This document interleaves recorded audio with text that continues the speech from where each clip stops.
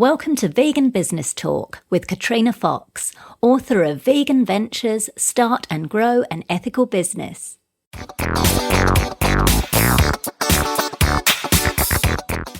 Hello and welcome to episode 3 of Vegan Business Talk.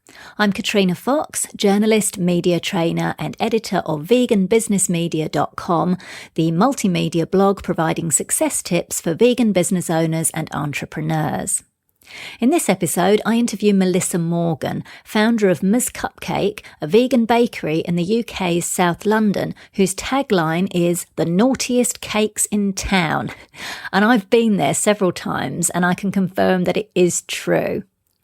This interview with Mellissa is another one that I did for my book Vegan Ventures, Start and Grow an Ethical Business. I mentioned in episode 1 of Vegan Business Talk that I was bowled over by the generosity of the business owners that I interviewed. They were so happy to share their secrets of success, their strategies and their advice.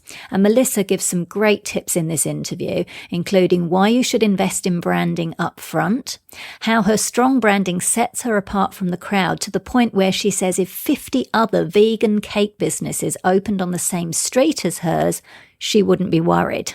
Quite a bold statement. How she got 5 publishers beating down her door to write a cookbook, and much more. So here's the interview with Mellissa Morgan from Cupcake. So let's start with the purpose and the why. So what are your drivers? What is your why for running a vegan cupcake business? Well, I guess it all started back sort of 6-7 years ago when I was making the transition myself from being vegetarian to being vegan. And I'm originally from Canada. And in North America, you can pretty much find a vegan or a gluten-free or some sort of specialty bakery in every town or city. So it was a bit shocking when I started looking around in the UK to find out where my local vegan bakery was. I found that there wasn't anyone anywhere. So I thought, hang on a second, there's a problem here because, you know, cake is like one of my main food groups. So I thought, oh, goodness me, I'm going to have to start making all the cake myself. So I always enjoyed being in the kitchen.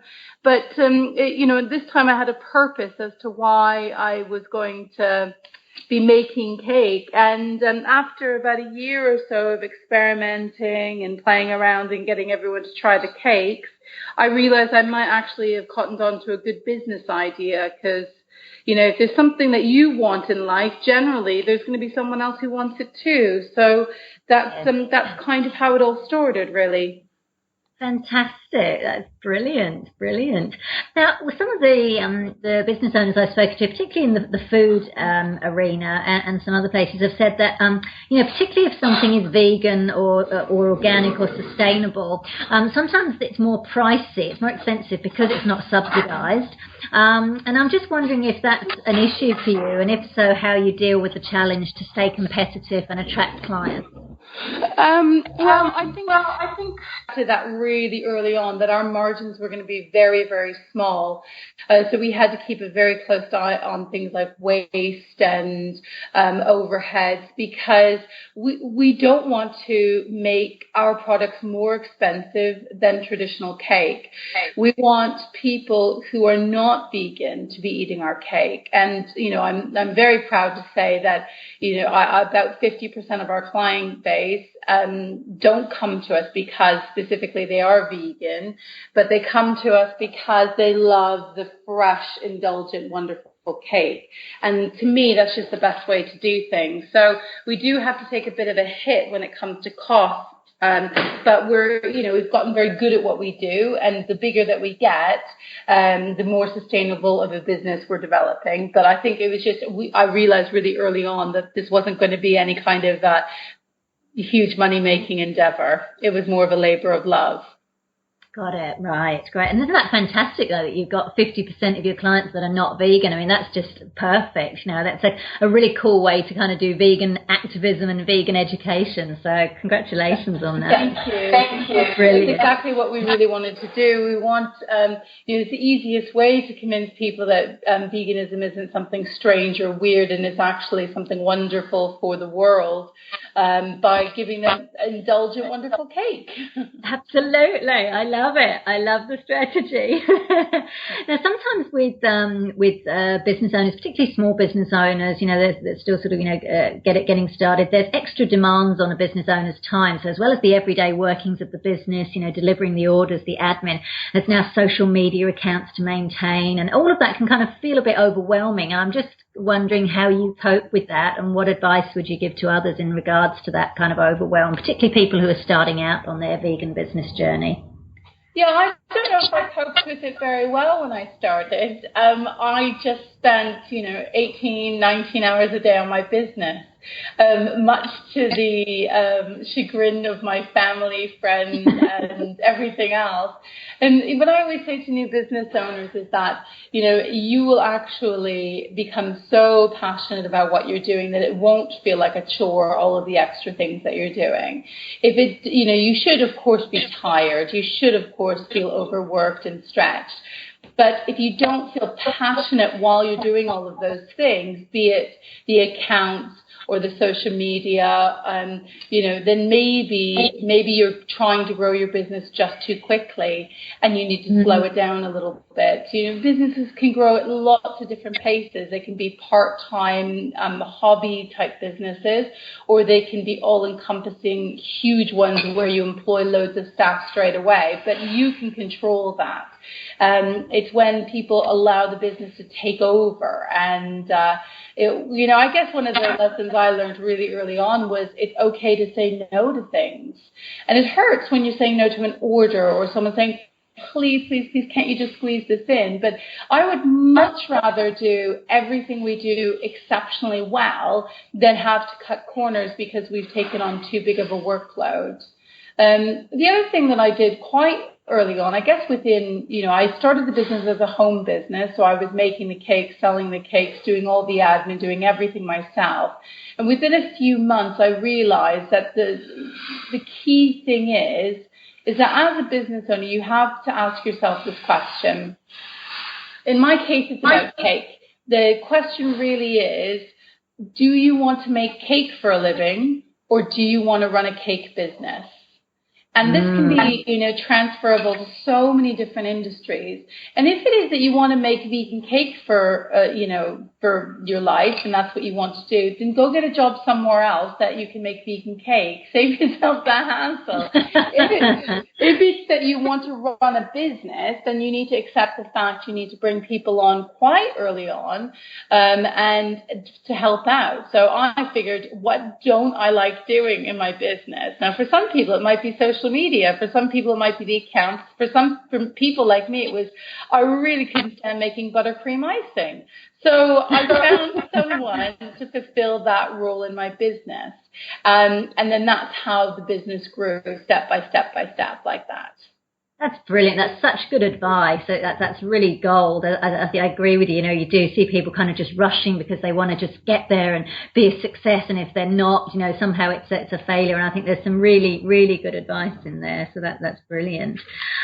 So approximately how much time would you say nowadays, now that you're going, do you spend working on your business rather than in it? So doing that big picture stuff, that, strategizing and brainstorming new ideas for improvement and growth.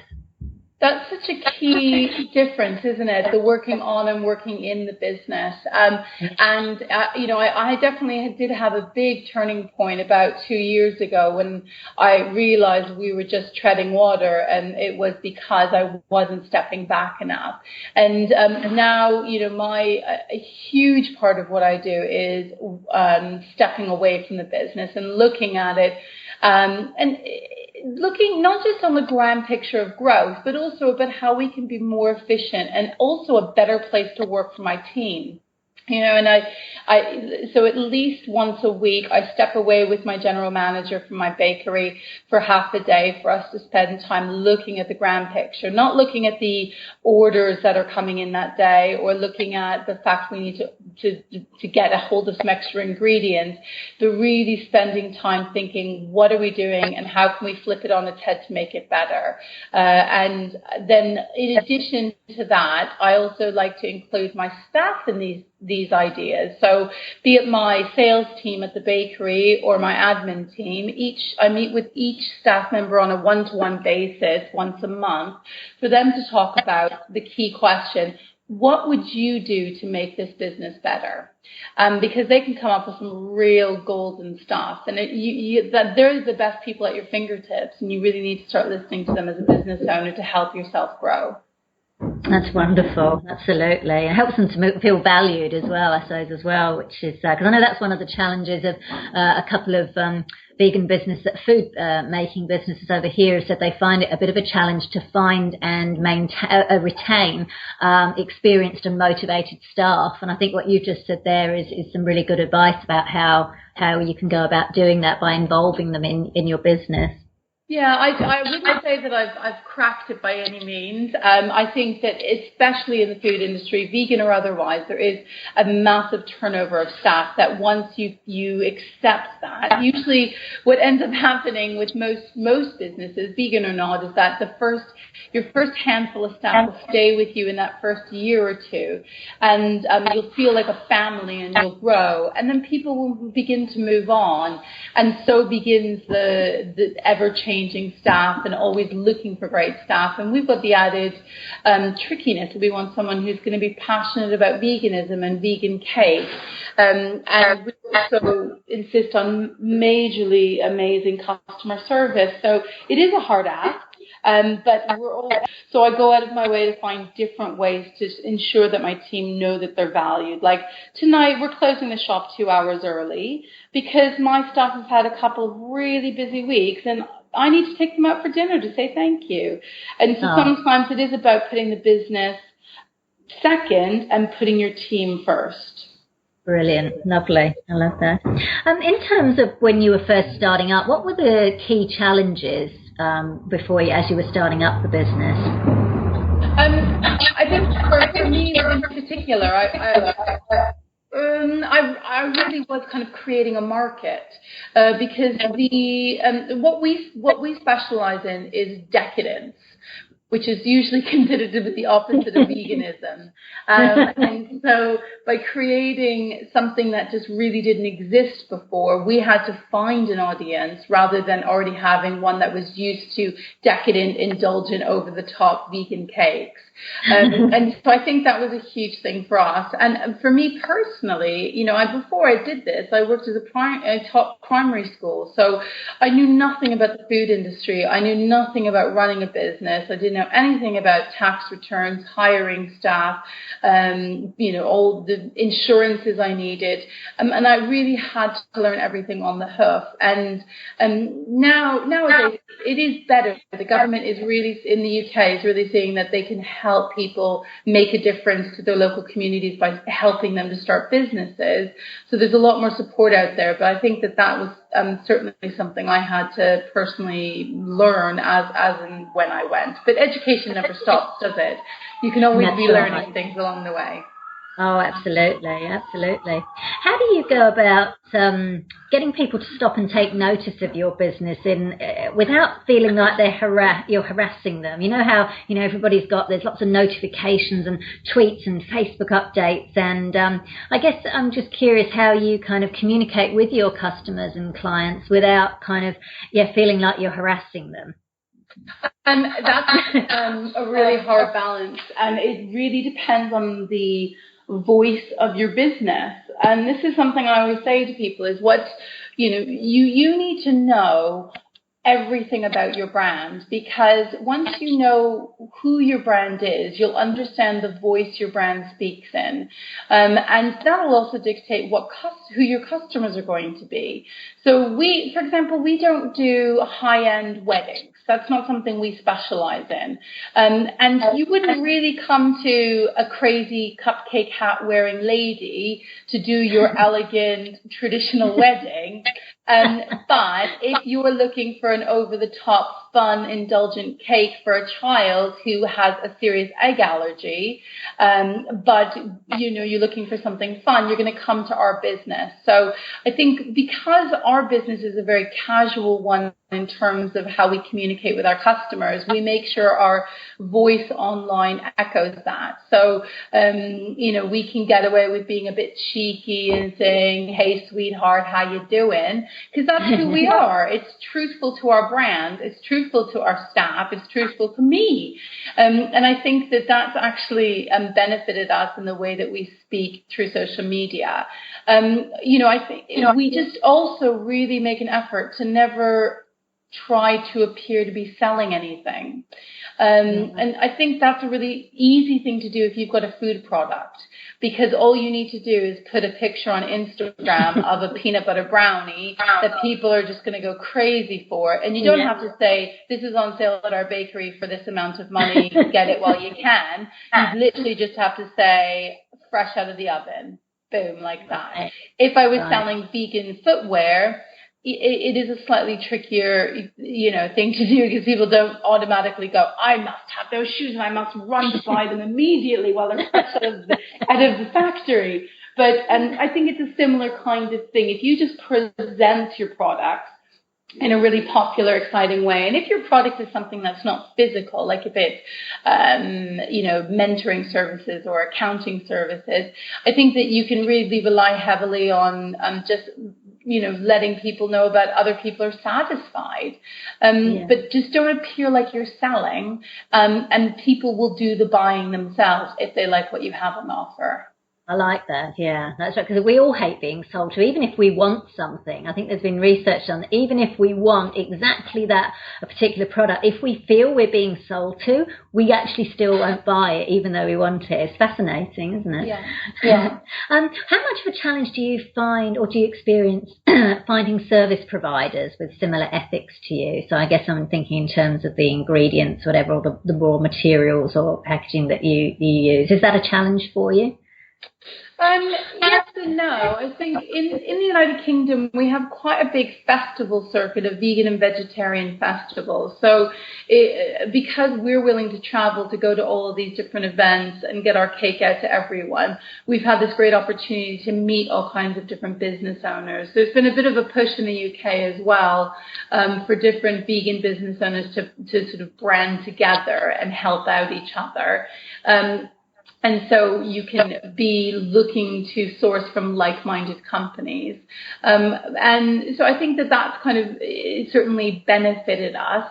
And whenever we're looking for something, so say we're looking for a revamp of our website, we always do research into companies that will purport a vegan, animal cruelty-free lifestyle, those kind of things, and then look to see who they've sourced from. So, and try and go out of our way, not just to look for local businesses that can help us for our needs, but also for like-minded businesses. So perhaps they might not be the best suited, and at the end of the day, we're still going to go for a business that will help us, to grow, rather than something that's good enough and they happen to be vegan.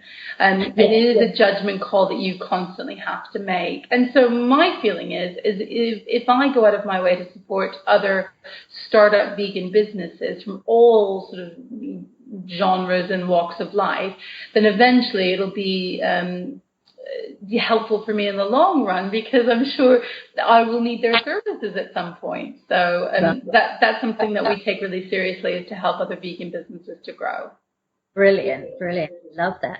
Now, I was going to say, I guess, in terms of some products, like, 10 years ago, 15 years ago, there was only like one vegan cheese, for example. And now, there's lots more vegan products. I don't know if you're still the only vegan cupcake bakery in town, but I'm just curious, like, how do you go about standing out from the competition? I mean, I'm getting the picture of seeing your photo here and just hearing you talk, is that you said, like you said, you've got a very strong brand. brand. You know, you're kind of the crazy, colourful, fabulous, decadent, over the top. So is that really how you go about, or what advice would you give for people to be able to stand out even amongst the vegan marketplace as well, with all these products now and new products coming online that are vying for our attention?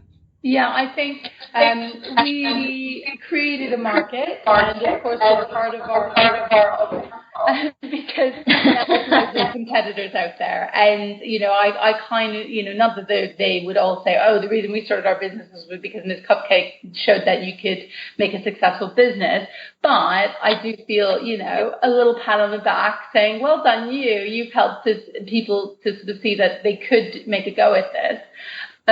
So I don't mind the competition, because even if 50 people started a vegan cupcake business in the same area of London as I am, there would be 50 different businesses, because they're run by 50 different people. And I find comfort in that. I think, people say I have no shame. I'm willing to promote anything I possibly can. But the key thing is it's true to who I am. And I love talking about veganism. I love purporting it as a great way to be sustainable and to live a great life. And so because of that, I'm just creating an opportunity for myself to do that all the time. I always say to people, when they're starting a business, it doesn't matter how much money you have up front. You could have £10,000, you could have £10, whatever it is. You need to spend half of that money on your branding. So if you've got £4,000, you spend £2,000 on branding. If you've got £400, you spend £200 on branding. And you need to, because we all look at these websites, we all look at these Facebook sites that have got this homemade logo on it. And we know that you are doing the best you can. However, as a consumer, I'm not going to have confidence that you're going to be able to produce a product as good as someone else who has a very professional looking outlook on their website, on their logo, on their social media. And so whatever you can do, you've got to get done professionally. And that might mean going to newly graduated graphic design students. That might be speaking to your brother-in-law who knows the guy, whatever it is, but whatever you can invest in the beginning to get your branding right will certainly pay off for years to come. Brilliant, brilliant. What do you think about the notion, a lot of marketing gurus say nowadays that businesses should stop thinking about having competitors and instead embrace them as collaborators to do joint ventures with? What are your thoughts on that? Absolutely. I think I've not actually heard that before, but that's how I live my business life. So my feeling always is that if I make friends with my potential competitors or my actual competitors, we're far more likely to not step on each other's toes if we know each other.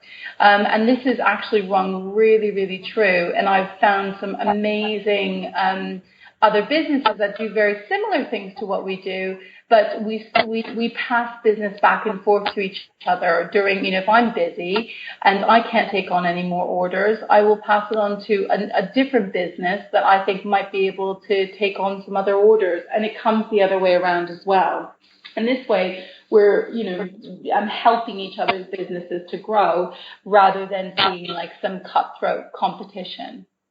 That's brilliant. Well, you're obviously very avant-garde, because this is kind of latest that the marketing gurus are saying. So you're ahead of your time, which is wonderful. Just talking a little bit about mindset. A lot of business owners say that running and owning their own business is the fastest and most effective form of personal development, because it forces you to grow as a person. I'm curious as to what your thoughts on that are, and what qualities do you believe are essential to staying the course and running a successful vegan business? If I knew the actual answer to that, I think I would be a billionaire and I would have retired by now. But what I can say is, if you commit a certain amount of time to your business up front. So when I said to myself, I said, look, I'm going to start this business. And I said this to my husband and my son. I said, you need to give me 2 years. And if I can't have a very clear path and goals and being able to work away from the business within 2 years, I will stop everything. And I really did stick to that. And that kind of gave me a kick up the backside to really dedicate everything in those first 2 years that I needed to dedicate, and so that I would have that time in 2 years' time to go, okay, where am I? Is this where I want to be, or am I just drowning in the business at this point? And I think that by working for yourself, by being accountable to yourself and being accountable to your team, you sometimes have to make these really hard decisions. And some of the decisions are to actually call it a day. And I've seen a lot of vegan businesses do that over the time I've been running. And some of them, they don't want to call it a day. And some of them, they do want to call it a day. But I think the key thing is that you need to trust that you have grown yourself and through the business over the time that you've run the business to listen to your gut instinct. And I'm just really good at listening to my gut. And I haven't always been that way. I think that I used to overthink things, and I used to do too much research into something. And, so many businesses never actually get started because they just spend so much time thinking and planning and, and they never actually just go, okay, let's just do it. And so now I feel that I'm much quicker to go, okay, actually that's not benefiting the business, and that's not driving our end goal. We need to stop doing that, instead try something else. And so I'm not afraid of change, and I think that that's certainly something you learn as a business owner. That's huge, absolutely. That's a huge one. Great. What specific either steps or strategies or techniques have you used, or you may currently still use, to ensure that you've got a strong mental and emotional well-being as a business owner? So I mean things like maybe, meditation, coaching, self-help courses, reading personal development or other books. This is going to sound really strange, but I find a lot of comfort in social media. It's looking for the right kind of content for social media. So, for example, there's nothing better for a business than to get an email or a tweet saying, you're amazing, what you're doing is great, I never was able to eat cake before you guys existed. And that kind of little tiny energizer from our fans just keeps driving things along for us. And then my team as well, because we share that sort of passion all together, we help each other out. And so I actually am very much tied into why we're doing this all the time. And that's the personal uplift I need when I actually can count the amount of animals that are being saved when someone only buys cake from us for an entire year. Or I can say, that we've helped X amount of people say, now I know I can be a vegan. And for me, that's kind of the motivation that I need.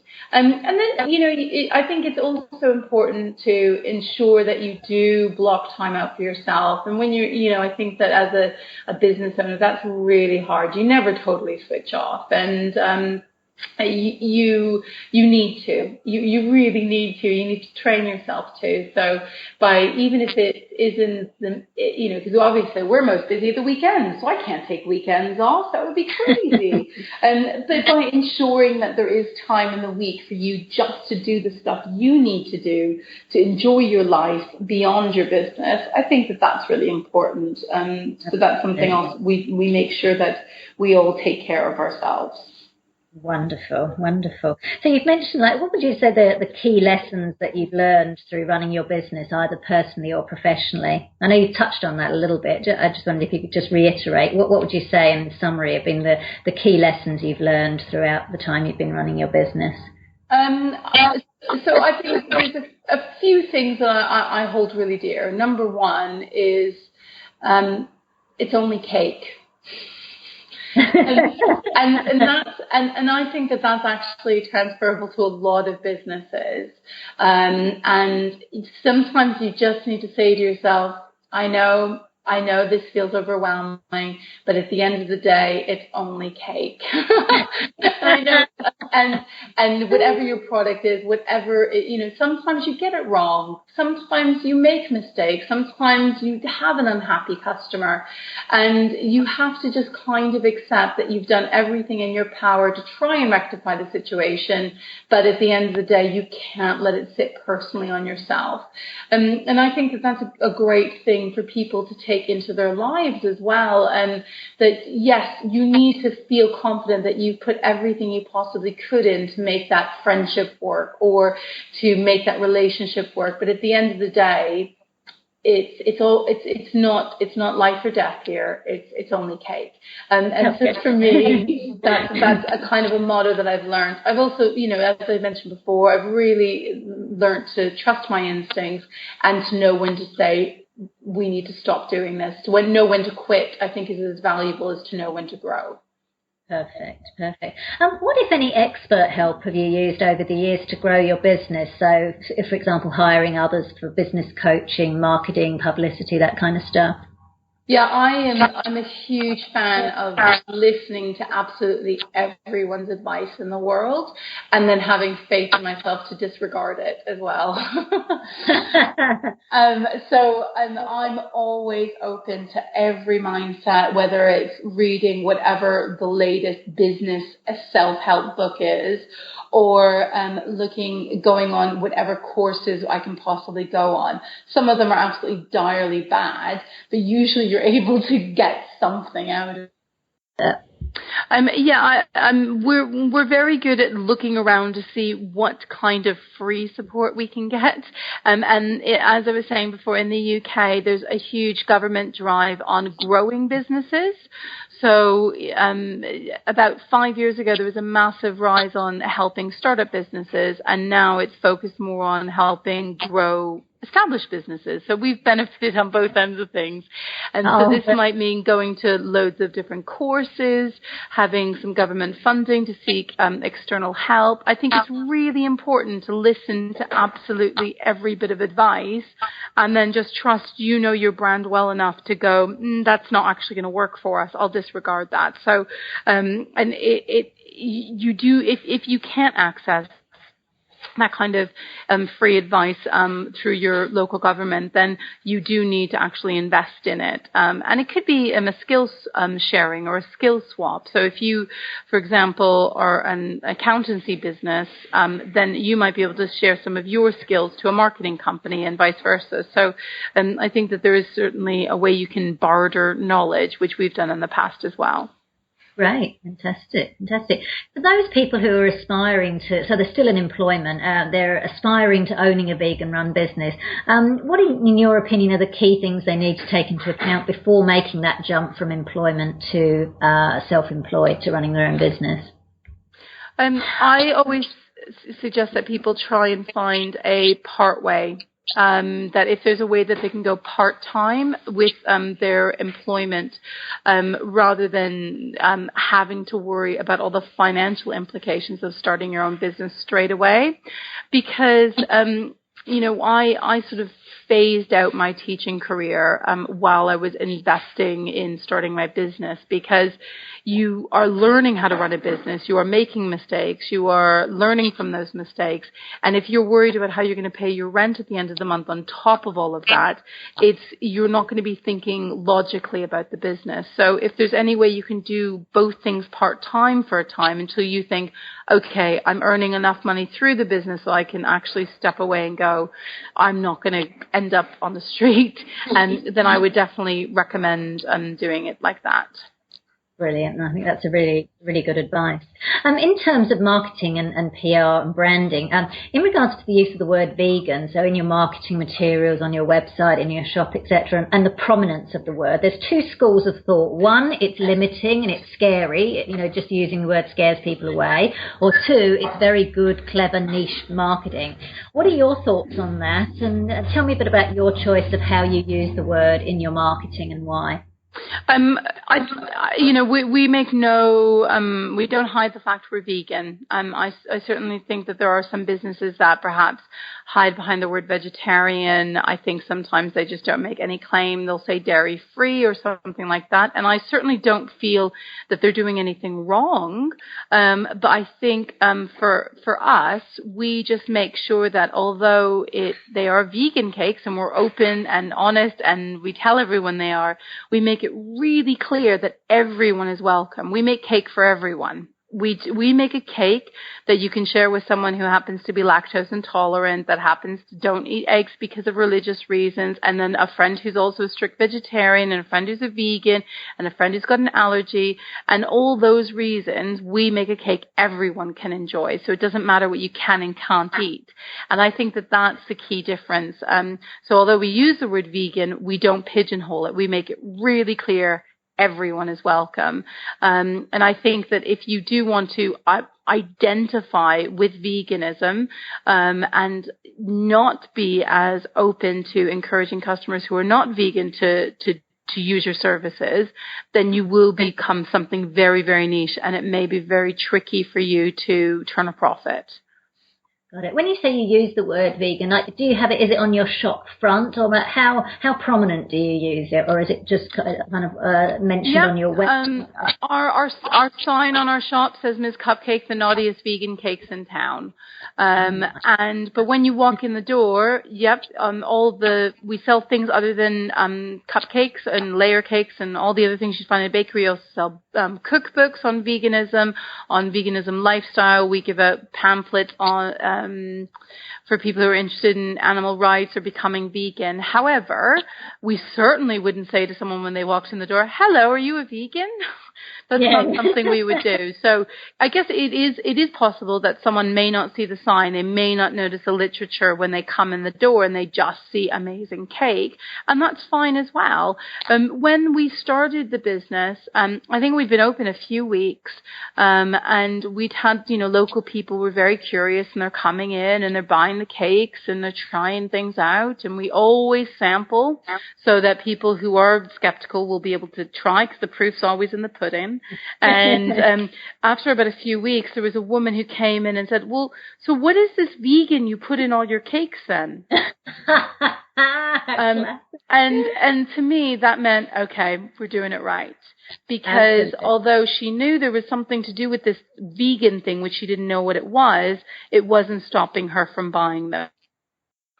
Cool. Do you use media, or have you used media as part of your PR strategy? I believe you have, actually. You've already had some press coverage. So I'm curious, did you instigate that, or did it come to you? We never, ever pay for advertising or promotion. Editorial. Oh, so I guess it's a combination, but we never sort of seek it out. We don't go directly to newspapers and say, "Hello, look at us. This is what we're doing." We create a brand on social media, and then media finds us. So it does feel like when you're starting out a Twitter account or an Instagram account or Facebook or whatever it is, you do feel like you're just shouting out into the wilderness. But you have to do that, and you have to build a team of followers. You have to get people interested in your brand, because then when media does come across you, they go, "Oh gosh, they've got 8,000 followers. Oh, okay, I should listen to them. I should look at them. Oh, this could be something. People know something we don't know, and we should be, letting people know about this."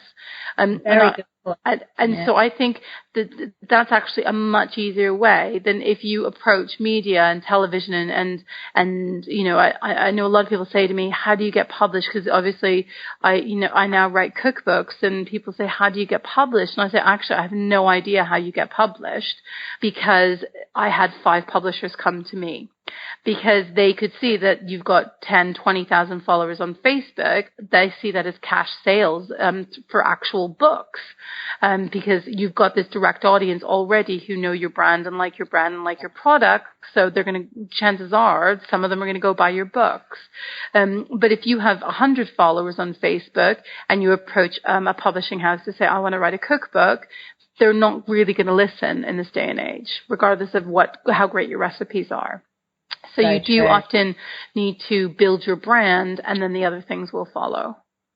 Awesome. I noticed in terms of marketing strategies, I'm hearing that social media I'm getting is a big platform for you. What particular platforms are you most active on and that are most successful for your business, whether raising brand awareness or getting leads and sales? So Facebook is long term for us. We don't find an immediate sale when we post on Facebook, because we get Facebook followers from all over the world. So it's a much longer burn for us. We find that Twitter is more immediate. So if we say we've got this particular product on Twitter, we will have people in within a couple of hours who want to get that product. But I think because we're a food business, the number one focus right now is on Instagram, and that's because photographs are just perfect for food, and so that's the key one for us. But we do dabble in everything else, and I wish I had time for blogging more than just microblogging, but I think that also could certainly help us in the future as well. So that was Mellissa Morgan from Ms. Cupcake and author of Ms. Cupcake, The Naughtiest Vegan Cakes in Town. You can find out more about the store and the book at mscupcake.co.uk. And as usual, you can find the link to that at veganbusinessmedia.com/podcasts. And now for a roundup of vegan business news. British coffee shop chain Costa Coffee announced that they're introducing a vegan fruit crumble to their offerings this year, reports Food Bev Media. Costa becomes the first chain in the UK to launch a vegan product registered with the Vegan Society's vegan trademark. Now, there's been mixed opinions about this. Some people think it's not enough because Costa still serves dairy milk. My view is that it's a step in the right direction. It shows that large companies are starting to take vegan or plant-based eating seriously. It gets the word vegan out there and more associated with something tasty and delicious. Now, obviously, we want these chains to go further and remove all animal products, but hey, it's a start. Now, here's an example of one business that did go all vegan, showing that anything is possible.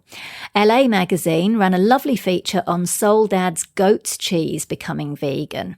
The owners, Carol and Julian Pierce, converted their 20-acre goat farm into an animal sanctuary and made their cheese plant-based. And the good news is that many of their customers actually prefer the vegan version. What a fantastic story that is, and we want to see more and more of that. A teenage entrepreneur in New Zealand won a competition recently with her vegan pie, which subsequently went on sale at petrol station Z Energy's outlets. Shortly after, it was discovered that the pies contained a trace amount of an ingredient comprised of ground-up poultry feathers. Ew! Now, what's interesting about this story, though, is the way the petrol station handled the situation. They could have complained about vegans being extreme. They could have said, oh, well, it's only a tiny amount of feathers, or tried to justify or defend themselves in some other way. Instead, they were completely open, apologised unreservedly for their honest mistake, vowed that it had been rectified for future pies, and they even donated existing ones that had already been baked to charity instead of selling them. Now, from a PR point of view, this is gold. This whole thing could have been very, very damaging for their brand. Instead, they got heaps of praise and support from vegans and non-vegans alike. So there's another PR tip for you. If you mess up, you do something wrong in your business, own up, go out of your way to fix things and turn dissatisfied customers into raving fans. So that's it for this episode of Vegan Business Talk. Thanks so much for tuning in. I'm Katrina Fox, and I look forward to seeing you in the next episode. Bye for now.